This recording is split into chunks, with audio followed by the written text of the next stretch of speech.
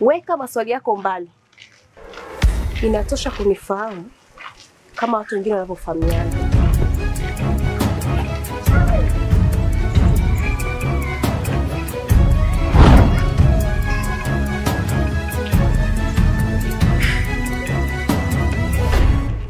Lazima nitamjua tu.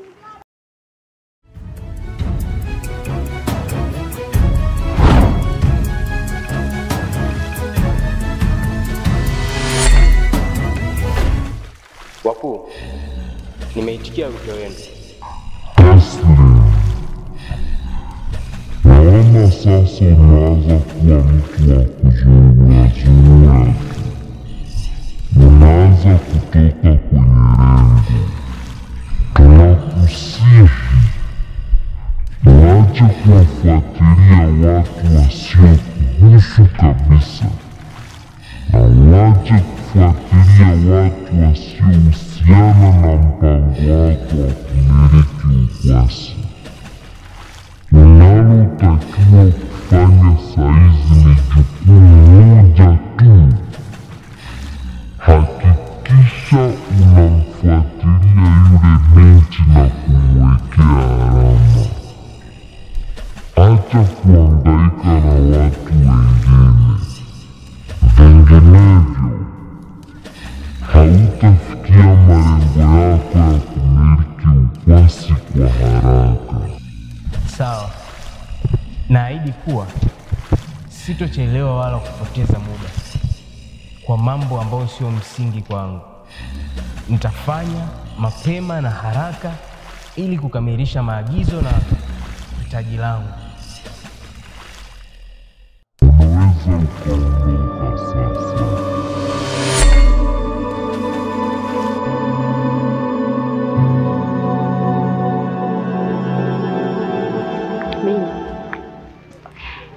Nimekuleta sehemu ya siri ili nikwambie mambo yaliyoko sirini.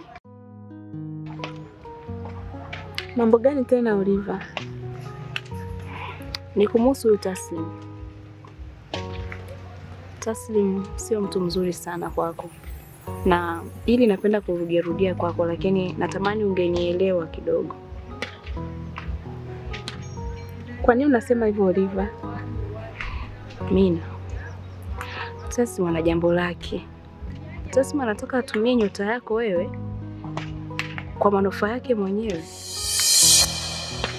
Nyota yangu? Ndio. Wewe umewezaje kujua kama Taslim anataka kutumia nyota yangu? Nimepewa tu uwezo wa kutambua kitu. Hapana Oliva. Mimi sidhani kama Taslim anaweza kufanya kitu kama hicho. Wewe kama ushampenda niambie tu. Naona sasa unakoelekea unaenda kuniboa Mina. Sasa mimi nimpende afu nikuzuie ukuwa karibu naye. Labda nikwambie kitu kimoja rafiki yangu. Mimi ni mtu mzima na najua ni nini nafanya. Najua ni lipi jema na lipi baya. Sijui umenielewa?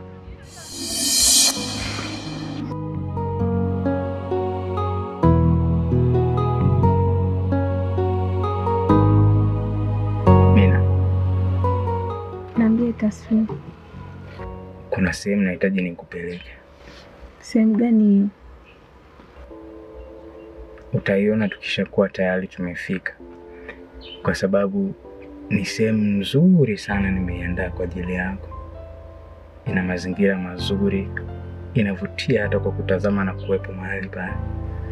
Ni mazingira haya au ni mbali kidogo na hapo? Sehemu hii ni hapa na sio mbali. Taslim, kweli? Unajua kwenye mji wetu huu kuna maeneo mengi sana mazuri ambayo hujawahi kuyaona kabisa. Lakini kwa sisi ambao tumewahi kuzunguka sehemu hizo tunazijua, na ndio sababu nikaona nikutafutie eneo moja zuri ambalo nikikupeleka unaweza feel good na ukajisikia poa sana kuwa karibu na mimi. Sawa bwana. Umefanya hadi nitamani nikapaone. Mara hii tu. Ya, maana sio kwa jinsi unavyopasifia. Yaani umefanya ni assume, yani nione kama kweli ni pazuri. Kwa hiyo naomba tu nipeleke nikapaone. Basi haina shida. Nitakupeleka.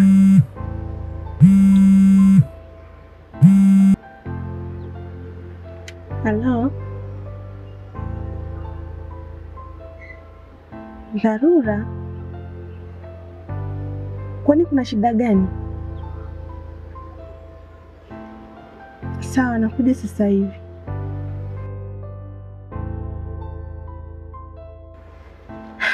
Vipi tena? Mbona simu? Oliver ndo ananipigia. Anasema? Anasema nyumbani kumetokea dharura, natakiwa kwenda. Taswin, sina muda wa kupoteza, ngoja niende nyumbani kwanza.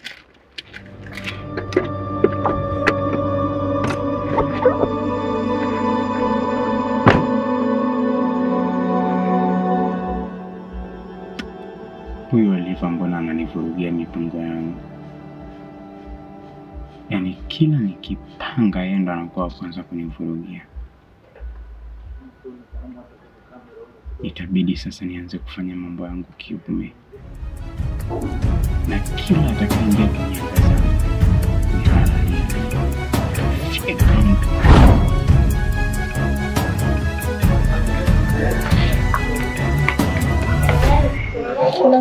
halali.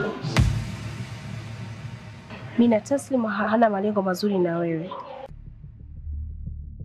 Na alitaka kupeleke sehemu mbaya ambayo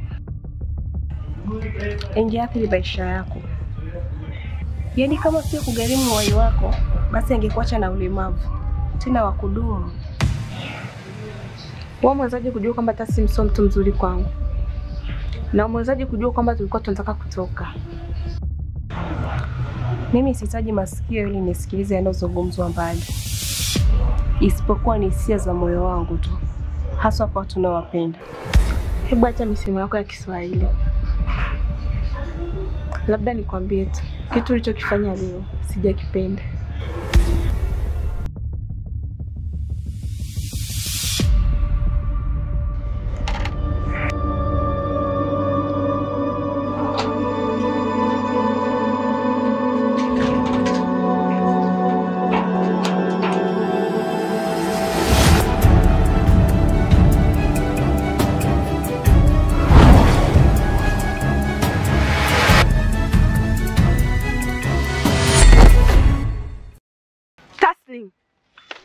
Tumewezaje kufika hapa? Na tumeonana saa ngapi? Taslim, nakuuliza wewe.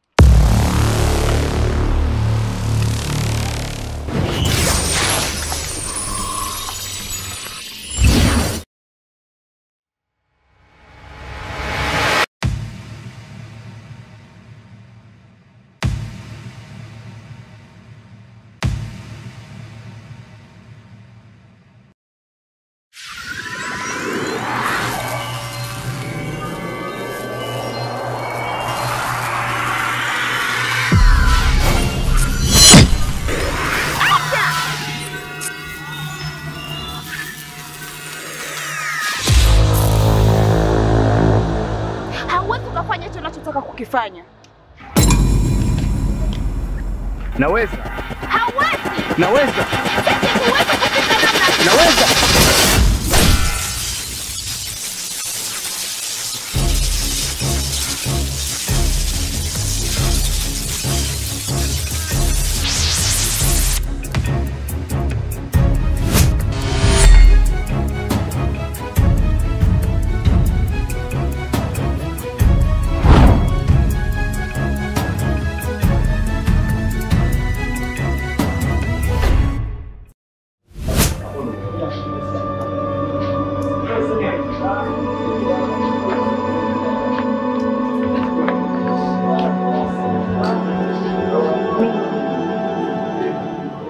Umewezaje kufika kule na Taslim?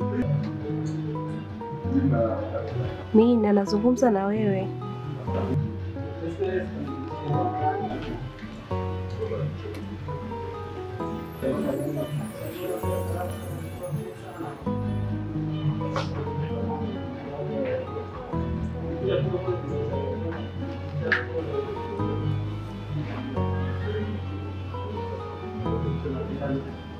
Mimi kuna kitu tasima na kufanyia.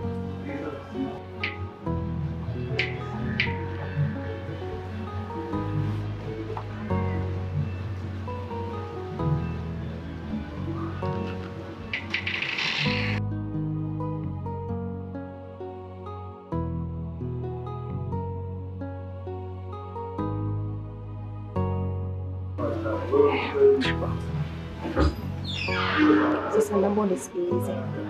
Kaa hapa, usitoke sawa? Ngoja nitoke. Nakuja sasa hivi.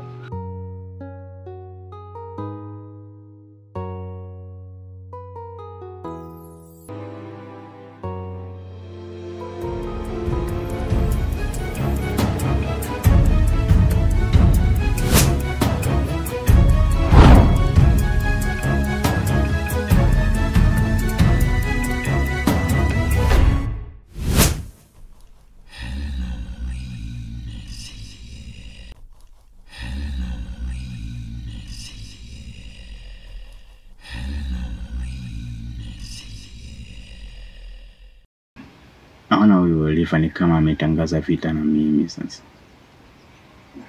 Maana anajitahidi sana kukwamisha kila juhudi zangu.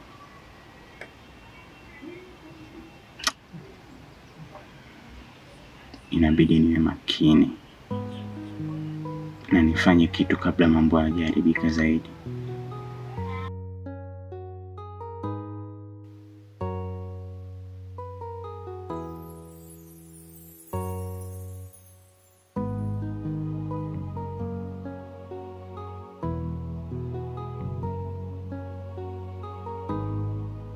Ndio naamka sasa. Nilikuja nikakukuta bado umelala. Nikaona nisikusumbue, nikawa nimetoka kidogo. Sasa nimenunua mishumaa kwa ajili ya ibada. Ibada ya kukufungua sawa. Ukiamini utafanikiwa na utaongea kama ulivyokuwa unaongea zamani. Kwa hiyo usijali. Ninaamini baada ya ibada kila kitu kitakuwa sawa na utazungumza kama zamani.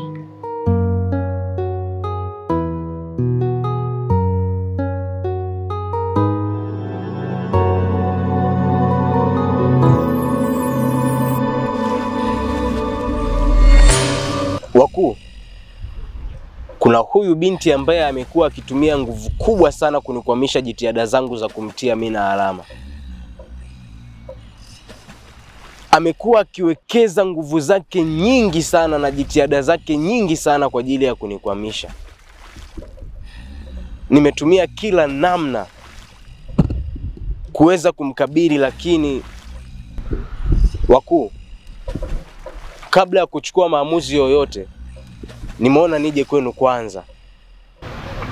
Naomba mniambie nifanye kitu gani? Taslim,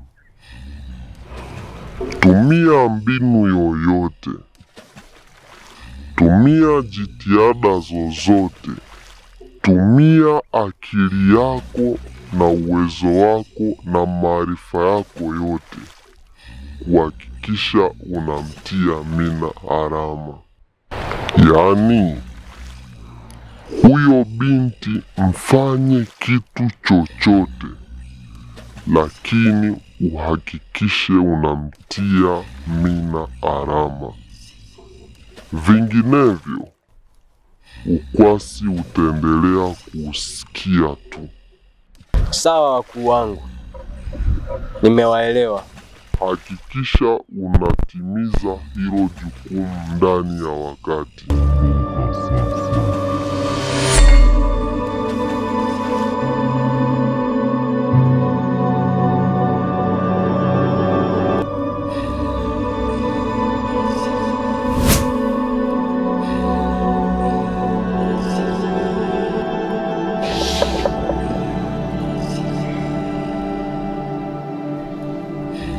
Shughuli yangu itaanza rasmi kesho, na nitafanya kila jitihada kuhakikisha sikwamishwi na mbugira kama huyo. Hitaji langu ni la thamani sana kuliko kitu chochote. Ni kosa kuona na kuhamishwa na mtu yoyote juu ya mambo ambayo natakiwa kuyafanya. Sasa shughuli yangu itaanza rasmi kesho.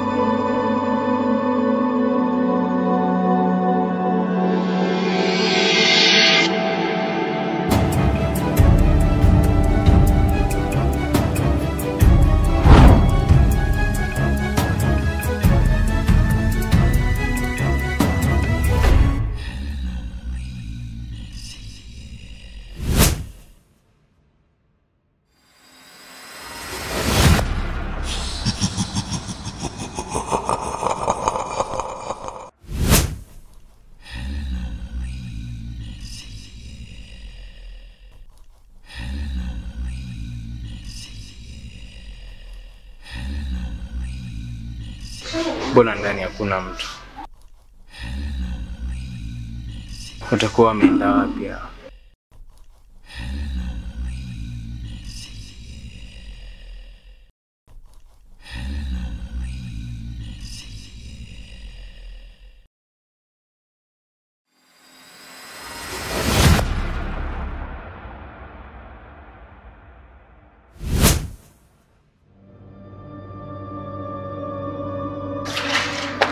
Hata kama leo nimewakosa,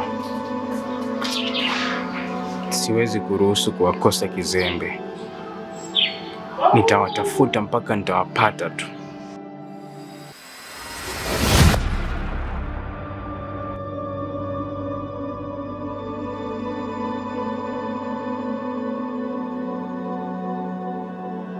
Usiguse mimi. Mbona umenizuia?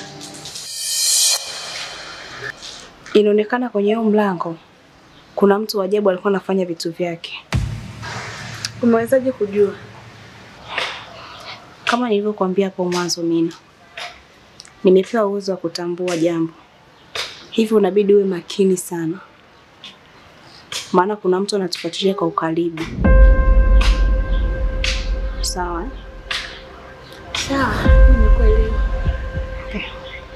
Naomba nikute na mimi.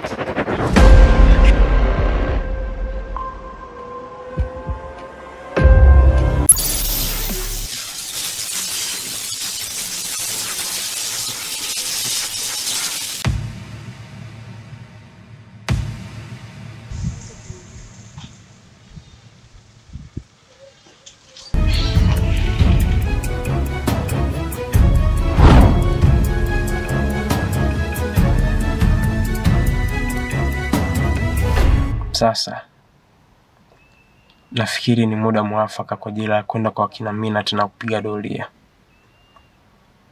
ili nione kama nitakamilisha jambo lao.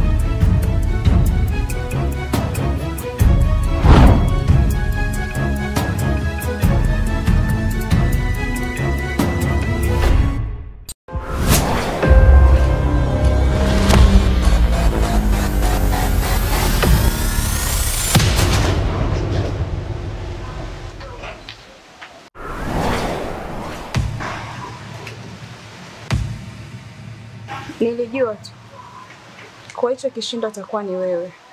Niwe mimi awe mtu mwingine, hizo sio shida zangu. Shida zangu nataka kilicho changu. Una chako hapa zaidi ya hilo vazi ulilovaa. Kumbe wewe unadharau eh? Ninachokitaka nitakipata. Namtaka Mina. Mina hutompata. Mipango yako dhidi ya Mina imegonga mwamba. Nipishe. Nikupishe hapa ni nyumbani kwako? Usiponipisha nitatumia nguvu.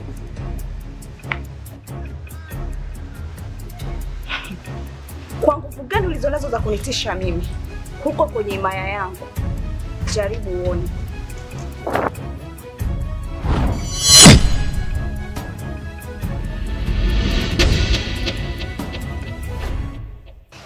Aha. Kumbe unajeuri eh? Sasa ngoja nikuoneshe kazi. Na mimi nilivyo mtu wa kazi.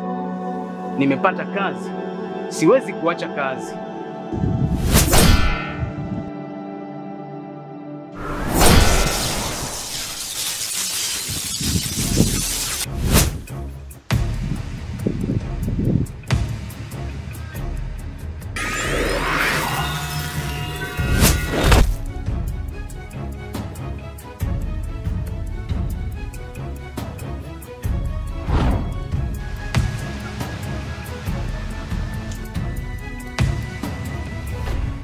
Vipi hapo mtu wa kazi?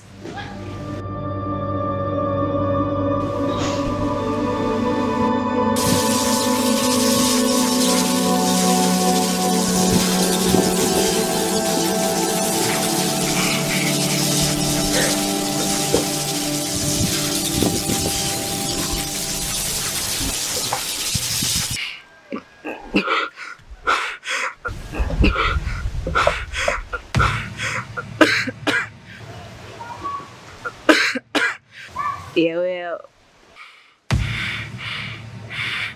sema jeshi. Wewe ni jeshi kweli au umetepeta? Nihurumie bonge la dada. Sitorudia tena. Potea!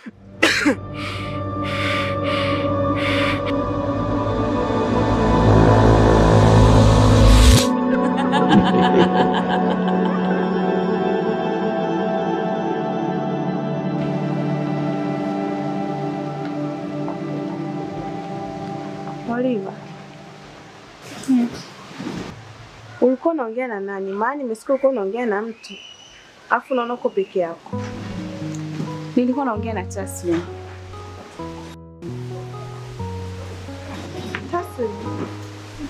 Taslim alikuwa amefuata nini hapa? Alikuwa anakutaka wewe. Lakini sasa nimemfundisha adabu. Oliva, wewe unazingua. Kwani usingeniita nikusaidie? Maana hata mimi namnai. Sasa ungeweza wapi ndugu yangu? Mambo ya wakubwa hayo. Hivyo ndo vitu vyangu, nisingeshindwa. Ningefanya kitu. So great. Yalikuwa ni mambo ya wakubwa. Mambo ya wakubwa. Sawa bana. Mimi natoka kidogo. Wapi tena kibuna njia? Naenda saluni kuchukua chenji yangu. Niliacha. Just chelewa nitawahi kurudi. Haya ndugu yangu, mimi nipo. Sawa. Baadaye. Sawa, kuwa makini eh. Sawa.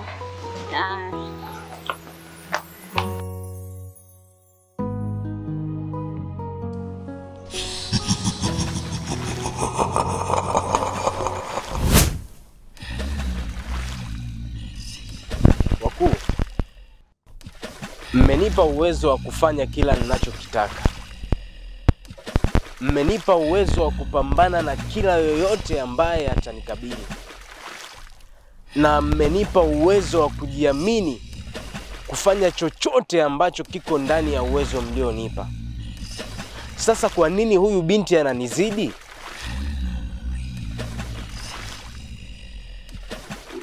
Taslim, nguvu, mamlaka na uwezo tuliokupatia ni mkubwa sana, lakini cha ajabu unashindwa kuutumia, na mara nyingi umekuwa ukija hapa na lawama tu.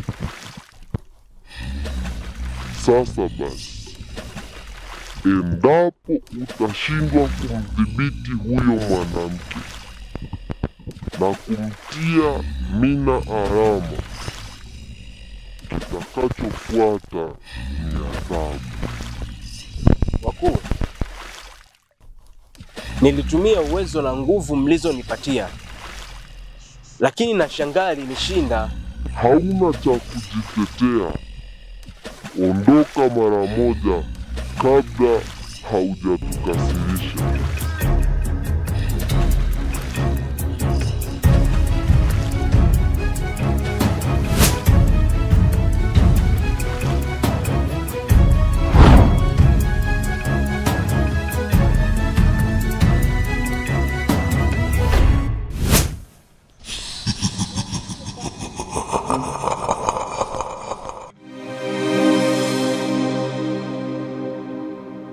Natakiwa kujua Mina yuko wapi kwa sasa.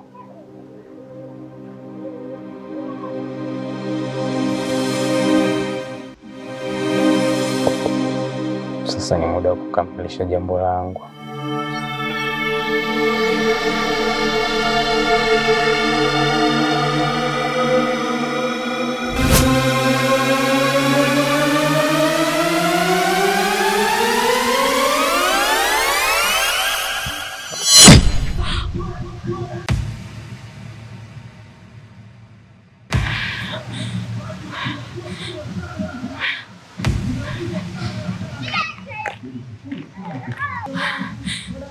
Safari hii lazima nikamilishe jambo langu. Siwezi nikakubali kuipoteza nafasi adhimu kama hii. Golden chance never come twice.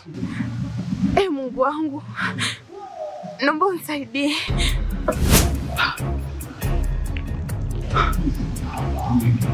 Amewezaje kupotea?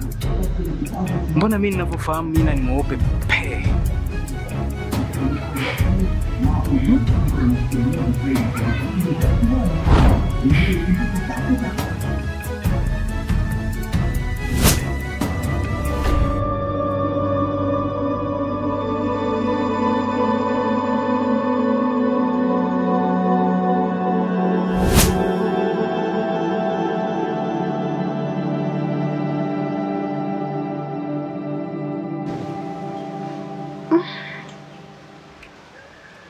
Imekuwaje nimeweza kufika hapa ghafla?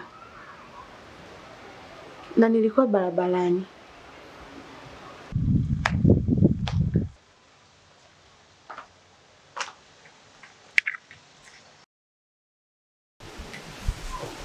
Oliver,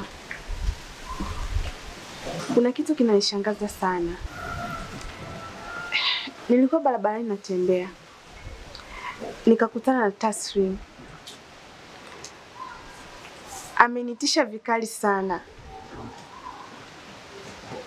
Na nashangaa nimetokea hapa ghafla.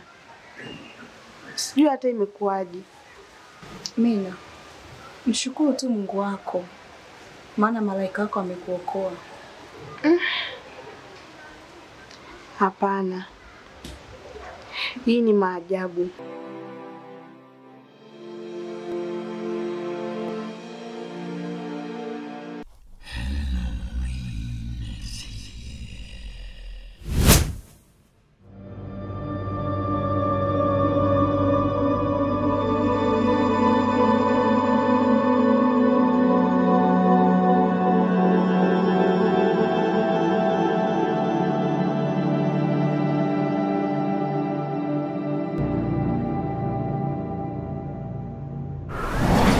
wangu.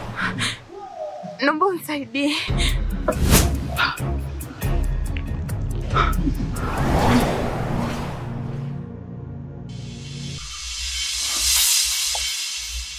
Mina hana uwezo wa kupotea namna hii.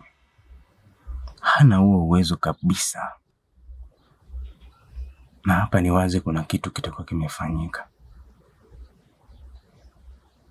Ngoja.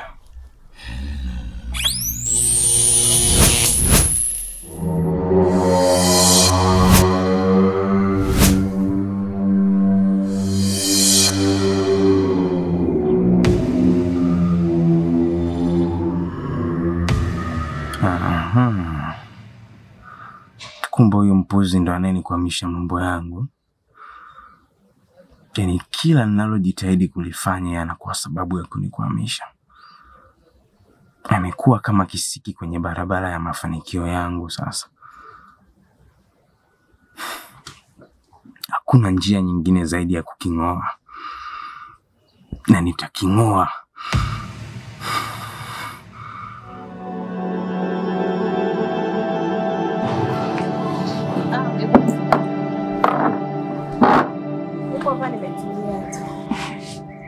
Naona uko TikTok, mama wa TikTok. Yeah. Kuna kitu nilikuwa naangalia hapa. Sasa unajua mwenzako nilidhani Tasi mwana tafuta tu nyota yako ili aweze kuitumia. Lakini hapana.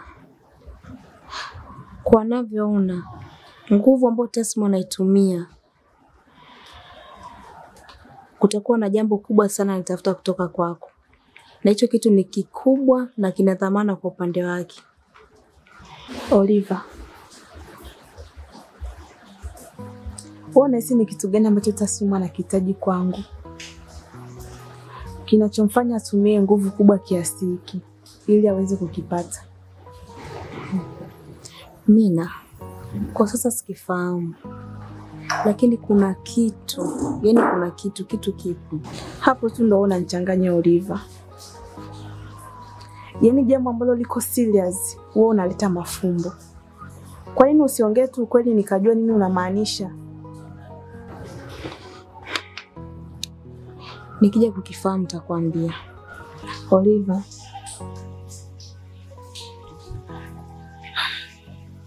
Unanipa hofu sana. Nakosa furaha. Ndio unanifanya nakuwa muoga. Sijui nitaishi maisha gani kwa sasa. Usiogope. Maana haya ninayokuambia nakwambia ili uchukue tu tahadhari. Wala sina nia kukutishia. Alafu isitoshe mimi niko kwa ajili yako Mina. Na katika hii nyumba tuko 2 girls. Kwa hiyo nahakikisha nakupambania na kulinda, hakuna kitu kibaya ambacho kitakutokea. Sawa Oliver. Kwa kuwa umesema hivyo, na imani utafanya kama ulivyozungumza. Na kukubali sana bonge la dada. Kwa sababu nitaka unisindikize. Kila moja kwanza kubadili nguo, ndio tunataka sana.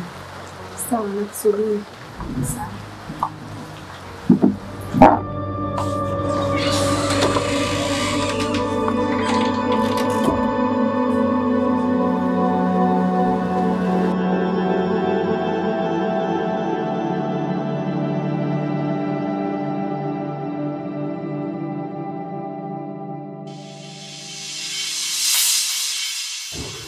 Mina.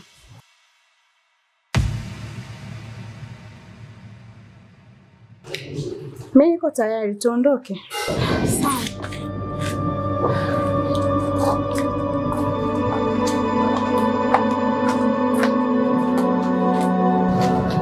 Watu wanaenda kushindana. Usijali, surprise. Hiyo surprise hiyo na mnao. Kweli. Oliver. Unajua nikiwa na wewe huwa nakuwa ni mtu mwenye furaha sana. Yaani nakuwa sihofi kitu chochote kile. In short, nikiwa na wewe unanipa kujiamini. Yaani kama ilivyo kwako na mimi kwangu hivyo hivyo mimi. Sawa. Naona tushaanza kufanana sasa hadi tabia. Yeah. Unanipa furaha sana ndugu yangu. Yaani umenikumbusha mambo ya shule. Kipindi nipo shule nilikuwa na dadangu, yule alikuwa mbabe. Yaani akikuta tu nimepigwa, anaenda anamfuata yule alonipiga. Na yeye anambamiza. Yaani nilikuwa na fly.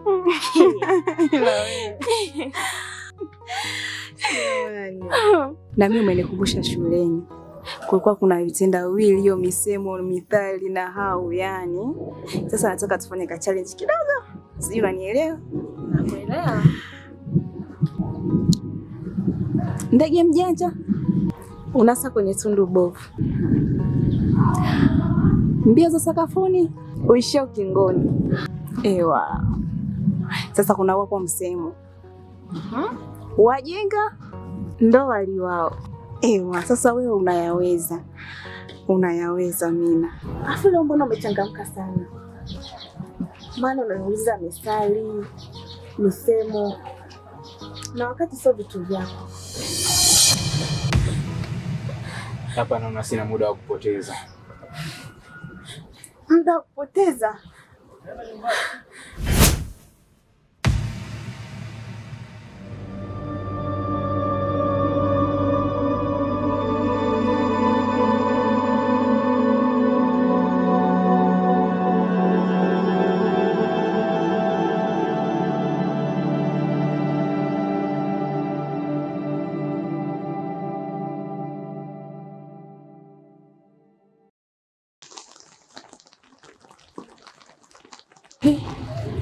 Sasa tena ameenda wapi jamaa?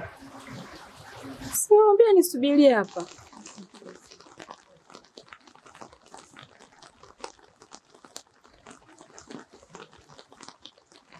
Asante kwa kutumia Vodafone. Namba unaipigia haipatikani kwa sasa. Tutamtaarifu kwa Haba mtandao jamani. Asante kwa kutumia Vodafone. Namba unaipigia haipatikani kwa sasa. Tutamtaarifu kwa Sasa ameenda wapi?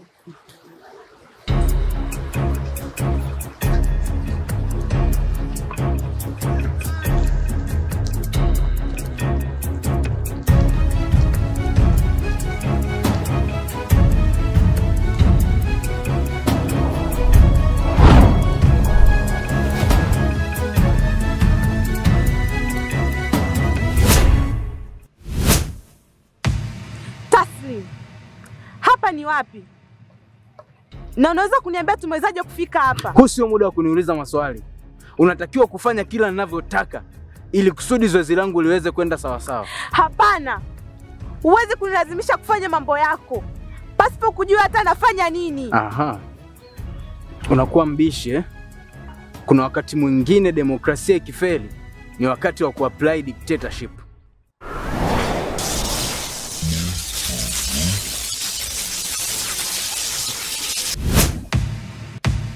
Geuka.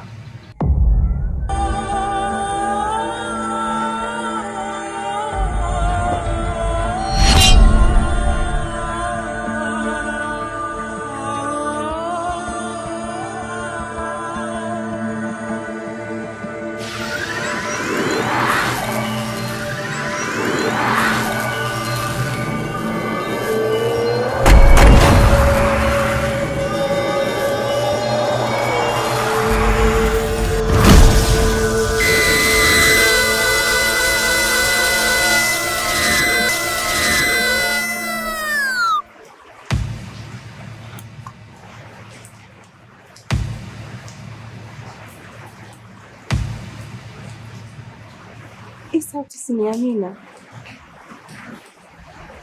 Kwani mimi nimepatwa na nini jamani?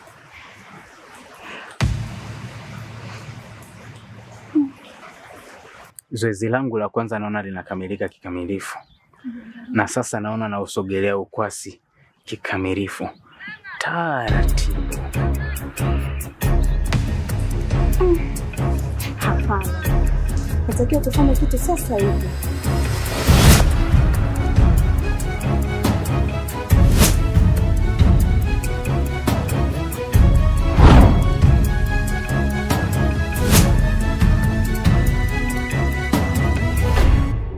ishara zote zinaonyesha alikuwa hapa. Nafikiri watakuwa wamejificha baada ya kusikia ujio wangu.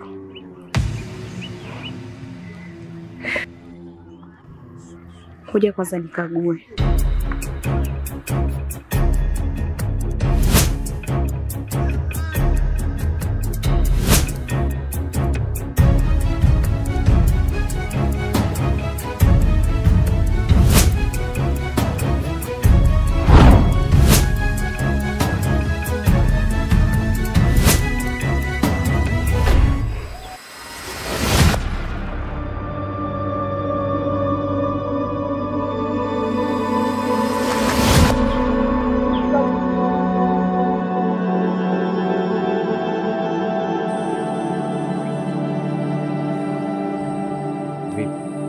Unajisikiaje? Siko poa kabisa. Pia najisikia mwili wote unaniuma. Nimechoka. Na kichwa kinauma. Hii ni issue ndogo sana. Ngoja.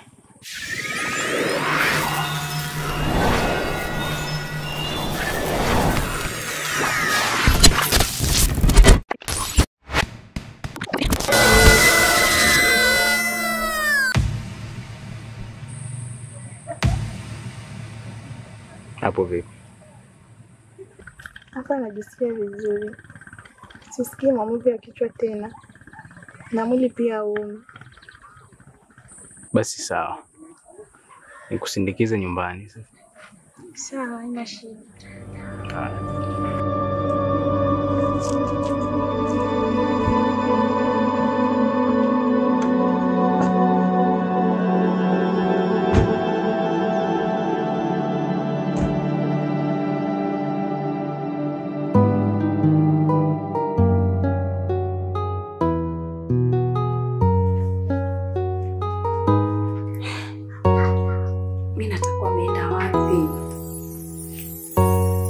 Kitu gani kimempata mpaka apige kelele za uchungu kiasi hiki?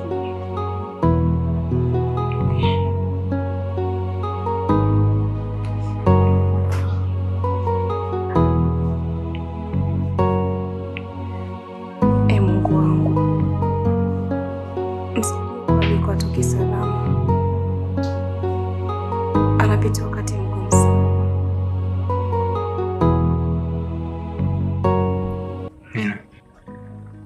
Kuna kitu ukifahamu. Kitu gani hicho Taswini? Unajua tangu tumefahamiana hapo katikati mambo yangu yalikuwa hayaendi sawa kabisa. Yaani kulikuwa kumeingiwa changamoto nyingi sana mpaka nikawa sielewi. Lakini kwa sasa naiona nuru kabisa ikimulika katika kiza kinene ambacho kilikuwa kimezunguka mafanikio yangu na utajiri.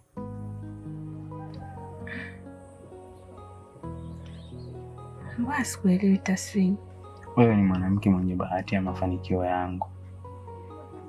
Na nyota yako inanimulikia katika barabara ya kumiliki ukwasi. Na hivi karibuni nakwenda kuwa mtu mkubwa sana kupitia wewe. Sasa mimi na mafanikio wapi na wapi? Mimi nahusikaje kwenye mafanikio yako? Unajua unachukulia poa. Na unadhani labda pengine unaweza usimfanye mtu akawa na bahati ya kupata mafanikio. Lakini wa kwanza nitakuwa mimi sasa. Ila wewe kaka bwana, hakika kuna namna unajua kunifurahisha. Wewe ndio unajua kunifurahisha zaidi. Kwa sababu una vitu ambavyo nimevitafuta kwa muda mrefu na sikuvipata. Lakini cha ajabu nimekuja kuvipatia kwako. Sawa.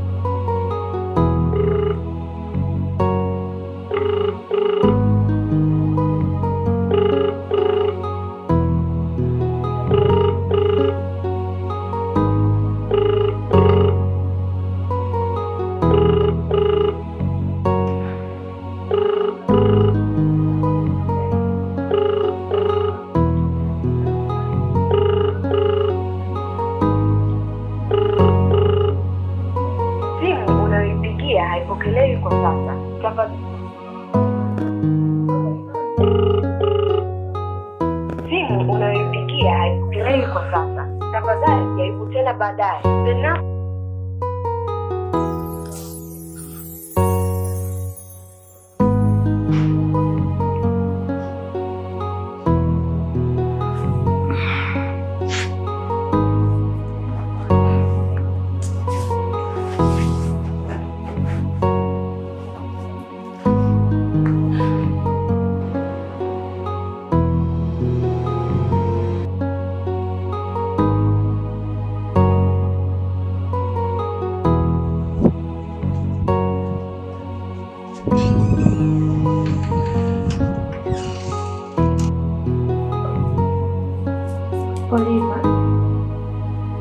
Oliva.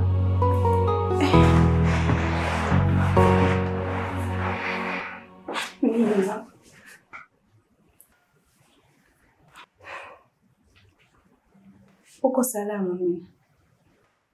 Mimi niko salama. Mbona niuliza hivyo? Nina, nilikusikia ukipiga kelele sana. Yaani kama mtu anayepitia maumivu makali. Moyo wangu ulijaa na wasiwasi mwingi Mina. Niliamua kuchukua hatua yako kutafuta. Yaani kila mahali nilipokuwa nikienda, nikidhani labda nitakukuta, niliambulia patupu. Na hapo ndipo mwili wangu ulishiwa nguvu kabisa Mina.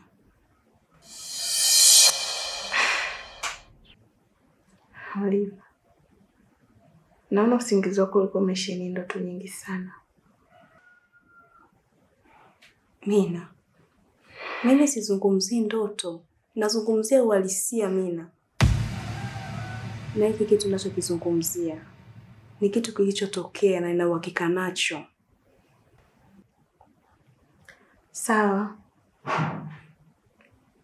Ila mimi niko salama kabisa. Hamna jambo baya lolote lilonikuta. Kwa niombe tu usiwe na wasiwasi wote kuhusu mimi. Mina, lazima nipate wasiwasi. Yaani hili jambo nalokuambia ni dhahiri limetokea. Ila unachotaka kujaribu kufanya ni kuniondoa wasiwasi tu.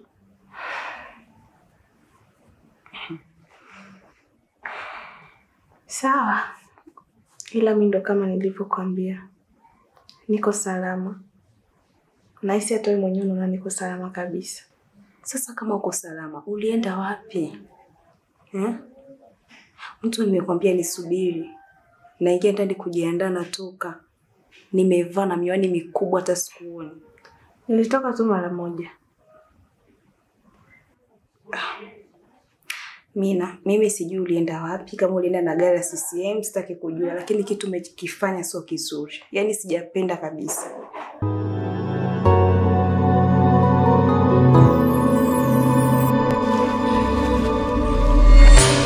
Wakuu, nimekamilisha jukumu mlilonipatia. Nimekwisha kumtia Mina alama. Naomba kujua sasa, baada ya hapa ni nini kinafuata? Hongera sana Taslimu. Kwa sasa umekuwa kijana shupavu sana, kwa sababu umeweza kuikamilisha hatua ya awali na ya msingi sana ya kumiliki ukwasi. Hivyo basi, kwa sasa utatakiwa kutulia mpaka pale tutakapokuita kwa maagizo mengine. Sawa. Mimi nipo tayari kutekeleza kila mtakachoniagiza. Na nitahakikisha natekeleza kwa muda na kwa weledi mkubwa kwa jinsi mtakavyotaka.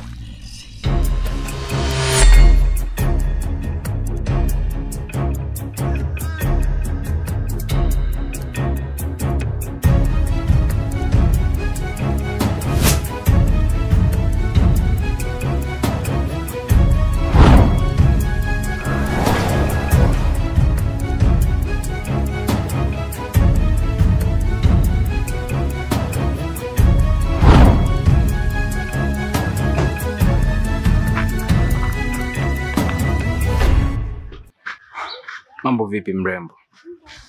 Safi. Bonge la dada. Haufanani hata kufanya vitu unavyovifanya. Tena afadhali tumeonana. Hivi wewe ni nani mpaka ufuatilie maisha ya rafiki yangu? Inatosha kunifahamu kwa jinsi unavyonifahamu. Na sioni sababu ya kutaka kunifahamu zaidi ya hivyo unavyonifahamu. Alafu, mbona unapenda kufukunyua vitu visivyofukunyika? Au umesahau kwamba kufukunyua vitu visivyofukunyika sio vizuri na si sawa kabisa? Hivi kaka huna kazi za kufanya eh? Maana kila kuitopo leo, kila kukicha wewe kaka ni kumfuatilia rafiki yangu. Unataka nini kwa rafiki yangu? Labda nikuulize wewe. Maana mimi nina shughuli za kufanya. Na moja ya kazi zangu ndo hii ninayoifanya. Ila wewe tu ndo huna kazi za kufanya, ndo sababu unakwamisha shughuli ninazozifanya. Sijui unajisikiaje kuniuliza kwamba mimi sina kazi za kufanya? Sikia. Ninajua fika wewe sio mtu mzuri. Sitaki kukuona kwenye maisha ya rafiki yangu. Na wala unamsogelea. Vinginevyo. Taslim, unanijua vizuri. Nitakufanya kitu ambacho dunia itasimama yote ishangae. Unanijua? Labda nikukumbushe kitu kimoja bonge la dada. Unapomulika nyoka, anzia miguuni kwako. Na unapocheza na mbwa, chunga sana usimguse nyeti zake. Yaani usimfukunyue. Si unanielewa vizuri? Acha kuingilia mambo yangu. Acha kunifuatilia. Wewe jikuta na maneno mengi. Utasema mwenga wa kisasa. Lakini natumai shughuli yangu unaijua vizuri. Taslim, jichanganye uingie kwenye anga zangu.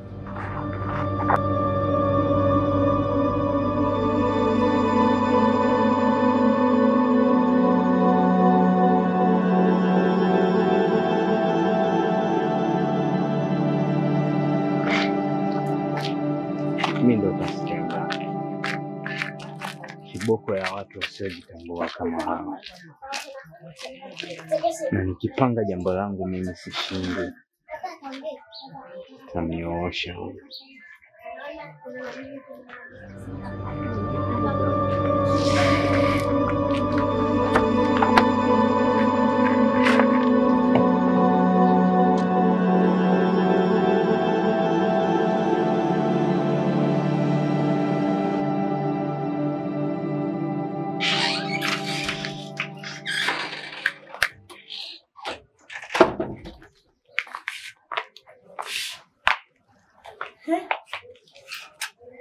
Vipi tena?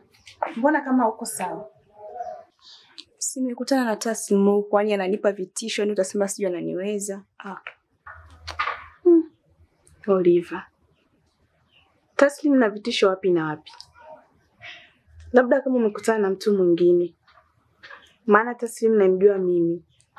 Hana tabia kama hizo unazozizungumzia wewe. Ina maana wewe Taslim unamtetea wewe kwamba humjui. Taslim ana matendo ya ajabu, ni mtu ambaye hata hatamaniki kwa mtu yeyote yule. Nashangaa wewe unamtamani na kumsifia kiasi hicho. Hivyo Oliva. Kwani mara nyingi unakuwa unamzungumzia Taslim vibaya? Mimi naona Taslim ni mtu poa sana.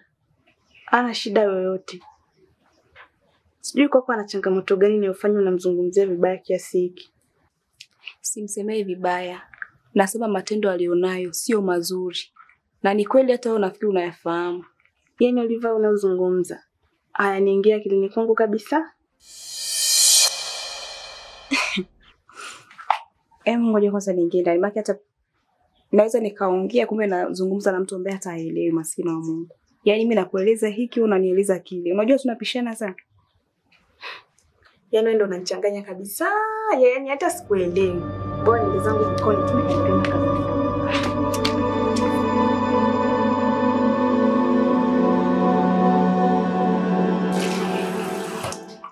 Sawa, haina shida.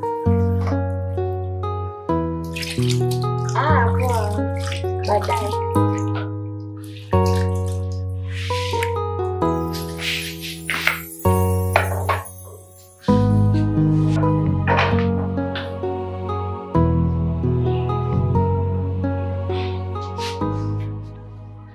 masikio yangu amesikia vizuri, huyo ni Taslim, si ndio?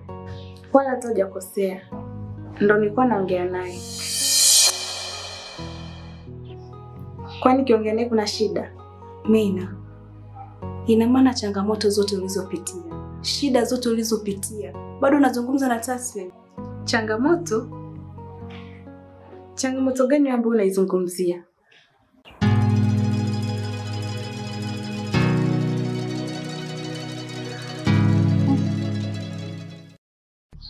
Ambayo mimi na Taslim nimepitia.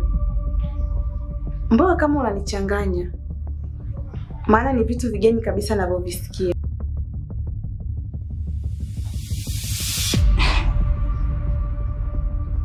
Ina maana changamoto zote ulizopitia umesahau?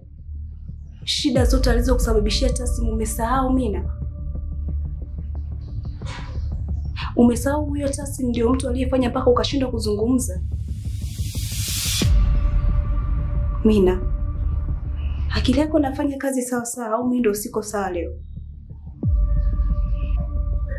Yaani vitu unavyoongea ni vigeni kabisa kwangu. Na sikuelewi, naona tu unazidi kunichanganya. Maana unaletea vitu ambavyo sivielewi. Bora tu niendelee na kazi zangu. Mimi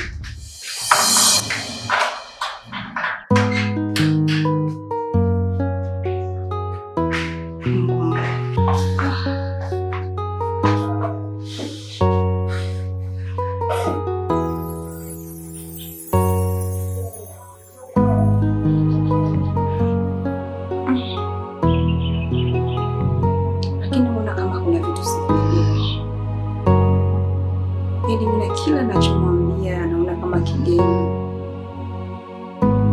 Hapana, kuna kitu kinahitajika hapa. Yaani kuna kitu lazima nifanye.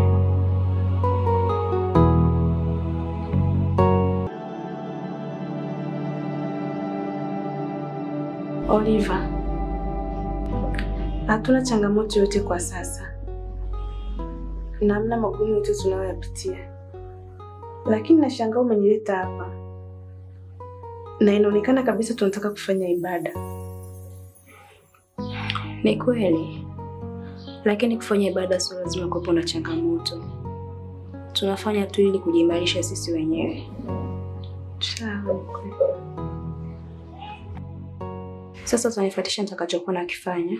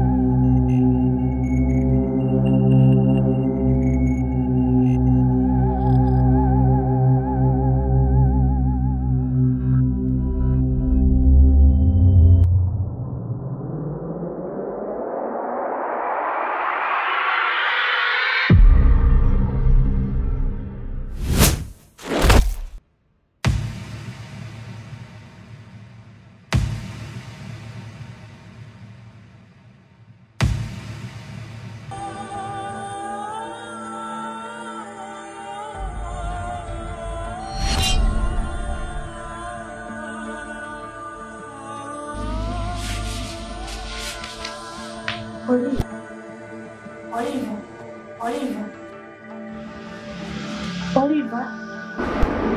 Umekuaje? Oliver. Mungu wangu. Oliver. Umekuaje? Oliver.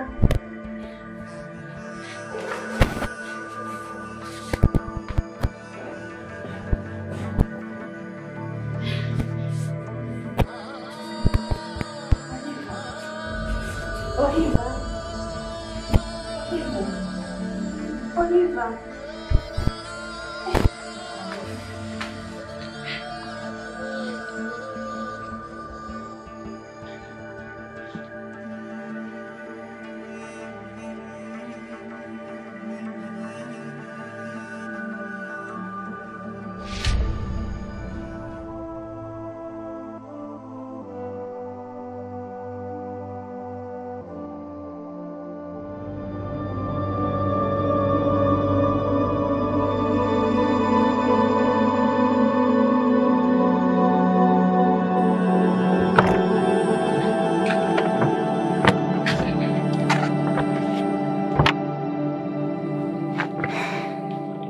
Tasrim.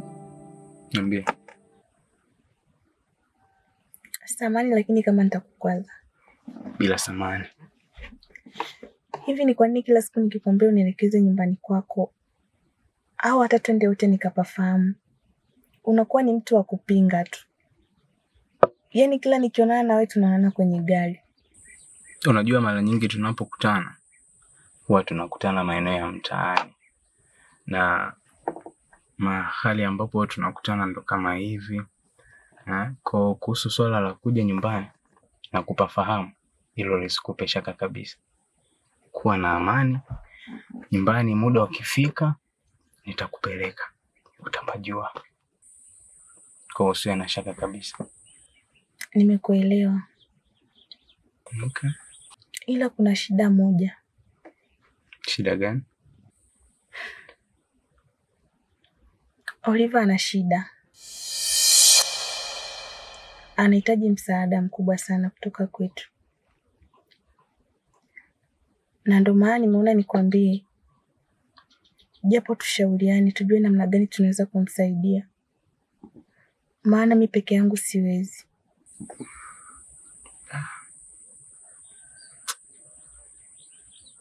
Unajua huyu rafiki yako ni mtu ambaye anajeuri sana. Yaani ana kiburi cha kupitiliza. Alafu tabia kama hizo huwa sizifagirii. Kwa hivyo mimi siwezi nikamsaidia. Hapana Tasrim. Nakuomba sana. Na nakusihi usiwe na roho ya kikatili kiasi hicho. Nikimaanisha usilipize ubaya kwa ubaya.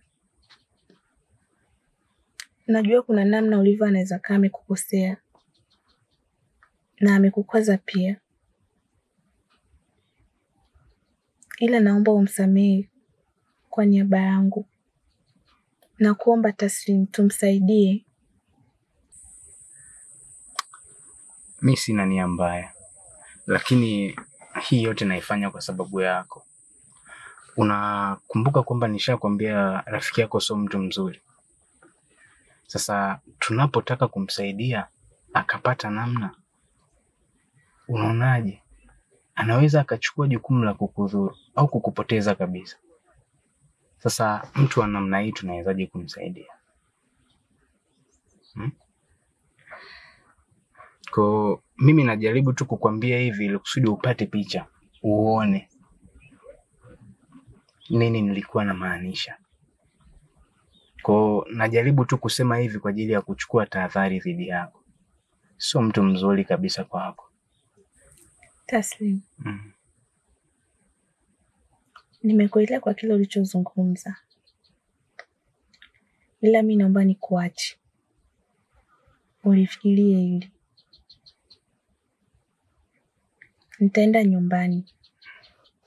Ila nikiona mambo hayaendi sawa, kama hali yake itabadilika, nitakurudia.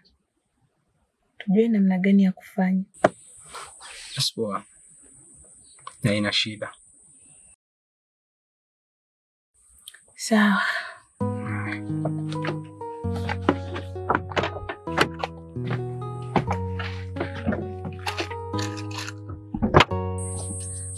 Inakuwaje mimi nataka kupakiwa kwangu? Na wakati wakubwa aliniambia kwamba mimi sasa hivi sitakiwi kuishi kwenye nyumba. Kwa nini wakubwa wanachelewesha kiasi hiki? Nashindwa kuishi maisha ya kawaida.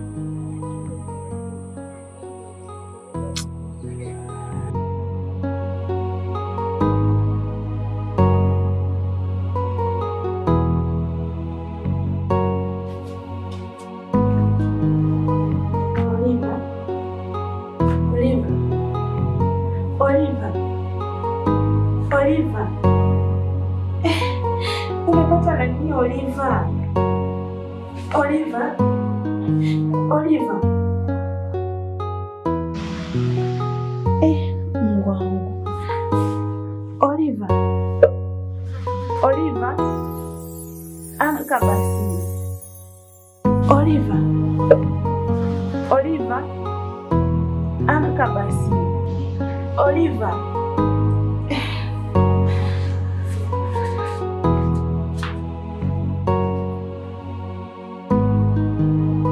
Mwafaka wako ni kuhusu kumsaidia Oliva.